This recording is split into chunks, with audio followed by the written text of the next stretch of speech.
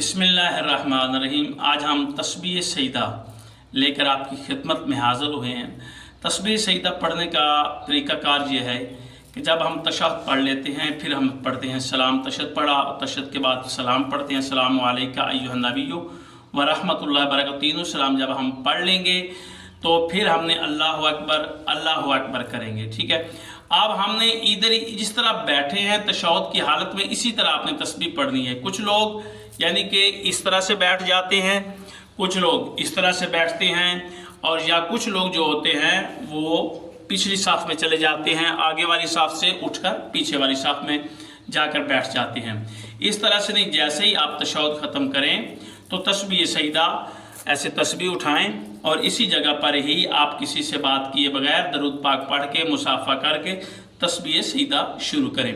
क्योंकि तस्बीह सईदा एक ऐसी तस्बीह है कि इसके फ़वाइद बहुत बड़े हैं। बीबी ज़हरा सलामुल्लाह अलैहा की तस्बीह है, और जो भी हाजत होती है इस तस्बीह को पढ़ने के बाद मांगे तो बीबी ज़हरा सलामुल्लाह अलैहा के सदक़े वो कबूल होती है। आपने करना क्या है, पहले नीयत करनी है कि तस्बीह पढ़ता या पढ़ती हूँ जनाब सईदा ज़हरा सलामुल्लाह अलैहा सुन्नत कुर्बतन इल्लल्लाह। जब आप ये पढ़ेंगे तो फिर आपने 34 मरतबा अल्लाहु अकबर यानी 34 मरतबा अल्लाहु अकबर पढ़ना है। फिर 33 मरतबा यानी 33 मरतबा आपने अल्हम्दुलिल्लाह, और आखिर पर आपने सुबहान अल्लाह पढ़ना है 33 मरतबा यानी कि 33 मरतबा। ये है तस्बीह सईदा।